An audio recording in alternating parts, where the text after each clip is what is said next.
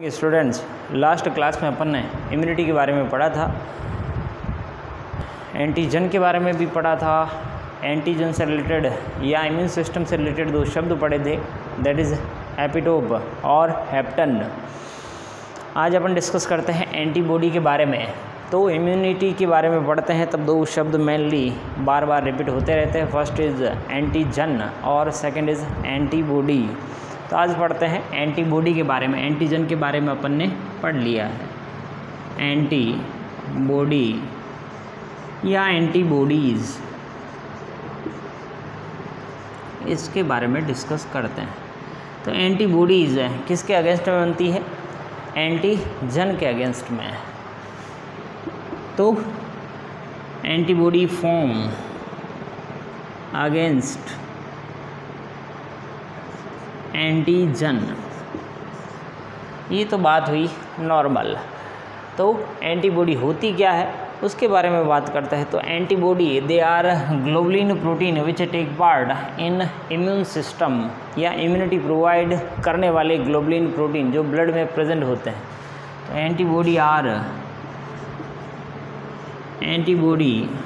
Are globulin protein which take part in immunity,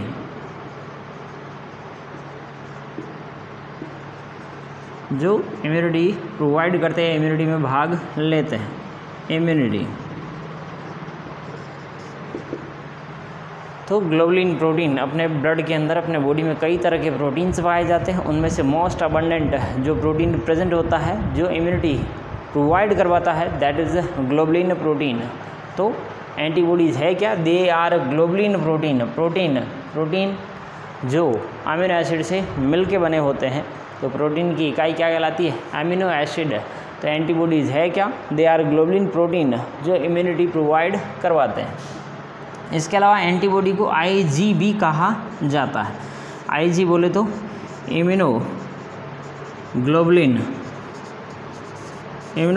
क्यों बोला? ऐसा ग्लोबुलिन प्रोटीन, पहली बात तो ग्लोबुलिन क्या है? प्रोटीन है जो टेक पार्ट करता है किसमें? इम्यूनिटी में, इसलिए इसको आईजी भी कहा जाता है।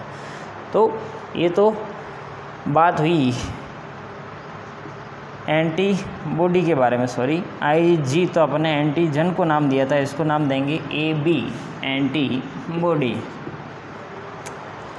अब इसका जनरल स्ट्रक्चर देखते हैं कैसा क्या होता है। एक लास्ट क्लास में अपन ने बात की थी बी लिम्फोसाइट, इम्यून सिस्टम की सेल्स जिसके पास बी सेल रिसेप्टर प्रेजेंट होता है जो एपिटोप के साथ इंटरेक्ट करता है। कुछ ऐसा स्ट्रक्चर बनाया था, दैट इज बी सेल या बी लिम्फोसाइट कह सकते हैं, जिसके पास खूब सारे रिसेप्टर प्रेजेंट होते हैं। ये रिसेप्टर भी वाई शेप के होते हैं, यानी एंटीबॉडीज़ ही होती है, that is BCR, B cell receptor. तो खूब सारे BCR प्रेजेंट होते हैं किस पर? बी सेल पर। ये बी सेल रिसेप्टर इंटरेक्ट करता है किसके साथ? एपिटोप के साथ जो बैक्टीरियल सेल पर प्रेजेंट होता है। ये क्या है? ये बैक्टीरियल सेल है और ये हो गया इसका एपिटोप। तो एपिटोप एंटीजन का ही पार्ट होता है जिसको रिकॉग्नाइज करती है अपनी कौन? B cell. बी सेल किसके थ्रू? BCR के थ्रू। तो BCR, बी सेल एपिटोप से इंटरेक्शन के बाद कन्वर्ट हो जाती है किसमें? प्लाज्मा सेल में, प्लाज्मा सेल। तो यहाँ पर तो एंटीबॉडी या BCR कहाँ पर प्रेजेंट है? सरफेस के साथ अटैच है। जबकि प्लाज्मा सेल में कन्वर्ट होने के बाद प्लाज्मा सेल इस एंटीबॉडी का सीक्रेशन करना शुरू कर देती है। सीक्रेटरी एंटीबॉडी जो ब्लड में रिलीज की जाती है, secretion of antibody in blood, ताकि वहाँ पर जितने भी बैक्टीरिया प्रेजेंट है इस टाइप के एपिटोप वाले, उनको रिमूव किया जा सके। इसके बारे में अपने लास्ट क्लास में डिस्कस किया था। अब इसका स्ट्रक्चर देखते हैं, जनरल स्ट्रक्चर कैसा होता है किसका? एंटीबॉडी का। तो जनरल स्ट्रक्चर या सिंपल स्ट्रक्चर देखें एंटीबॉडी का, सिंपल स्ट्रक्चर तो वाई शेप की होती है। जनरली अपन पढ़ते भी हैं कि जो एंटीबॉडीज है दे आर वाई शेप, ऐसा शेप पढ़ते हैं। तो ये वाला पार्ट है ये तो कंटिन्यू रहेगा, इसके पैरेलल में एक छोटा या लाइट चेन कह सकते हैं वो प्रेजेंट होता है। तो जनरली स्ट्रक्चर अपन ऐसा पढ़ते हैं। तो ये जो लार्ज पार्ट देख रहे हो जिसकी लेंथ ज़्यादा है दैट इज़ हैवी चेन, इसको क्या कहते हैं? Heavy chain. शॉर्ट फॉर्म में बात करें तो HC।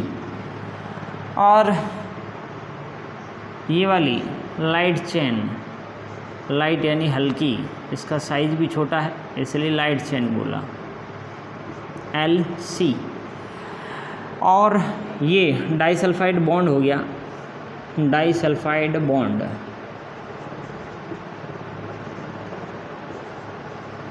तो डाइसल्फाइड बॉन्ड प्रेजेंट है किसके बीच में? हैवी के बीच में भी और लाइट और हैवी के बीच में भी।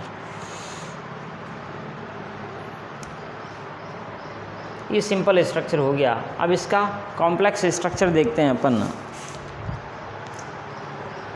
तो इसका कॉम्प्लेक्स स्ट्रक्चर ड्रॉ करता हूँ मैं।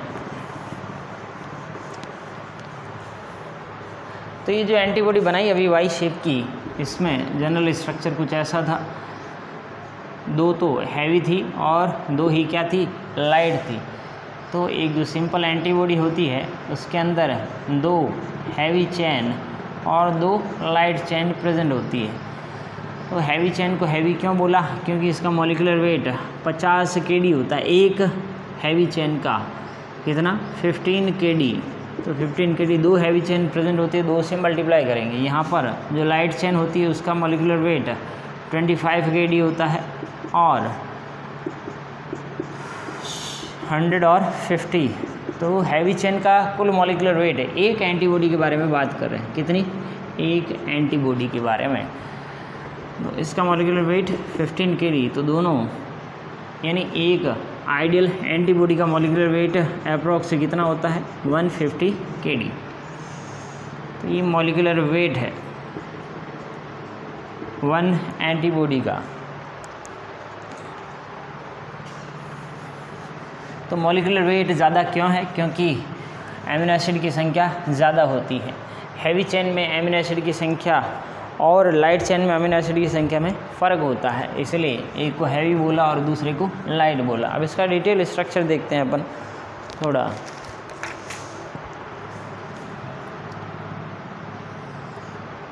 कुछ वाई शेप की एंटीबॉडी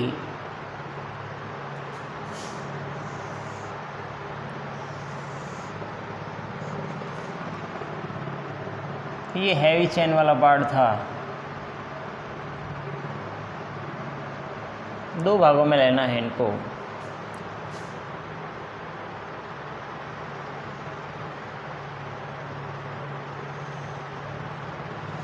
तो ये तो बात हो गई किसकी? हैवी चेन की।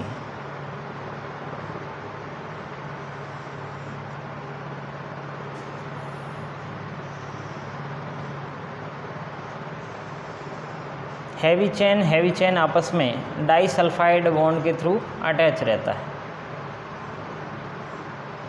और ये पैरेलल में लाइट चेन प्रेजेंट होती है।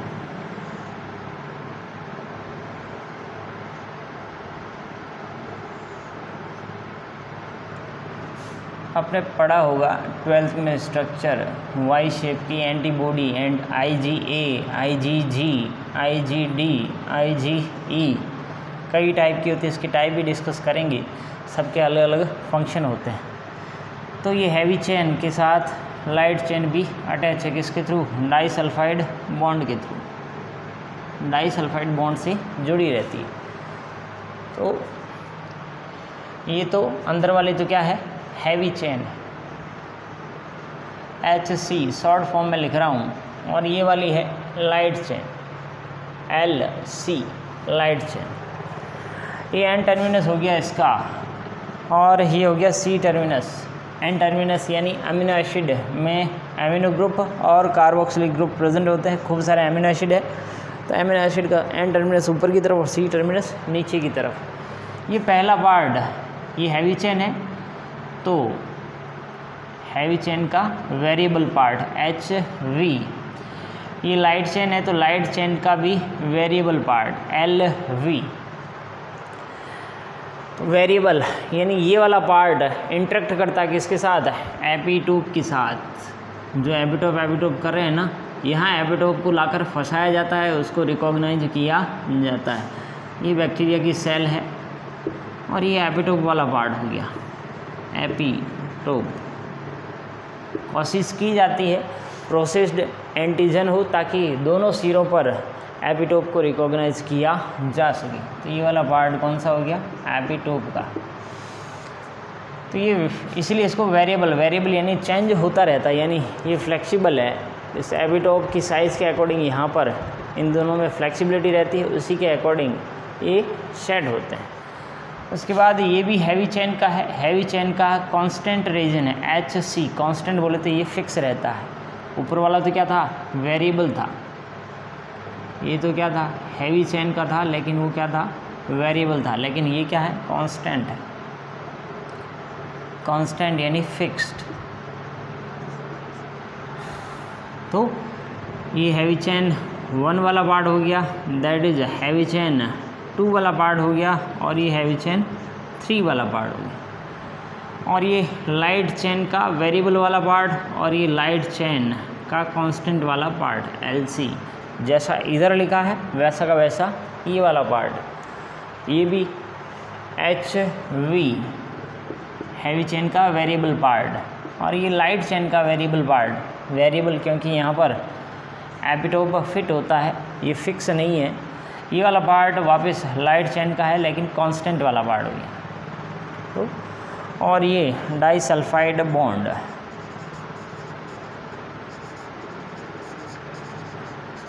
ये डिटेल स्ट्रक्चर हो गया एंटीबॉडी का, जो तरह तरह के एपिटोप के साथ इंटरेक्ट करता है।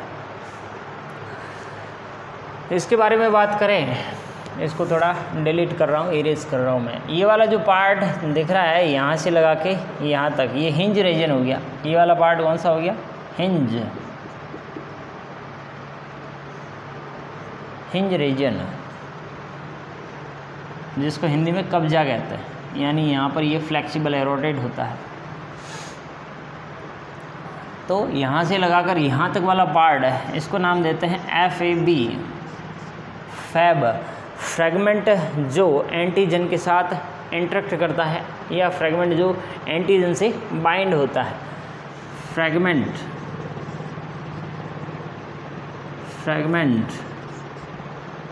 Antigen binding part, Fab. और ये वाला पार्ट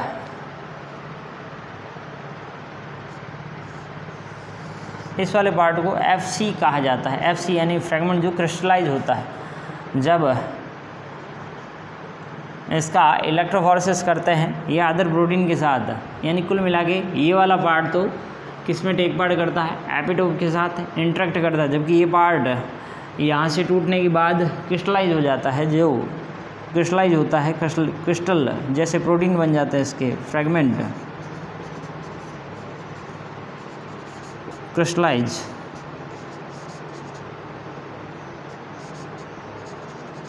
फ्रेगमेंट जो क्रिस्टलाइज हो जाता है कब, पपेन नाम का प्रोटीन, पपेन नाम का एंजाइम है जो इस एंटीबॉडी को यहाँ से क्लीव करता है। तो पपेन से ट्रीट करने के बाद, तो ये जो डॉट वाली लाइन बना रहा हूँ, पपेन एक एंजाइम है। एंजाइम प्रोटीन को डाइजेस्ट करने वाला पपेन एंजाइम, ये ट्रीट करता, ये इसको कट करता है। कहाँ से, एंटीबॉडी को हिंज रीजन से। हिंज रीजन से कट करेगा तो अपने पास 2 तो फैब प्राप्त हो जाते हैं। कौन से 2 फैब, एक ये वाला और एक ये वाला, और एक FC प्राप्त होता है। FC एक ही प्राप्त होगा क्योंकि ये FC जुड़ा हुआ किसी डाइसल्फाइड बॉन्ड से। पपेन एंजाइम ट्रीटमेंट पूछा जाता है एग्ज़ाम में। पपेन एंजाइम से ट्रीटमेंट के बाद एंटीबॉडी किस रूप में प्राप्त होती है। Papain enzyme treatment after papain enzyme treatment के बाद 2 तो फैब प्राप्त होता है, फैब, और 1 FC जो फ्रेगमेंट क्रिस्टलाइज होता है। तो ये अलग से थोड़ा ध्यान रखना है, पूछा जाता कई बार, पपेन से ट्रीटमेंट के बाद एंटीबॉडी किस रूप में प्राप्त होती है। ये था डिटेल स्ट्रक्चर ऑफ एंटीबॉडी।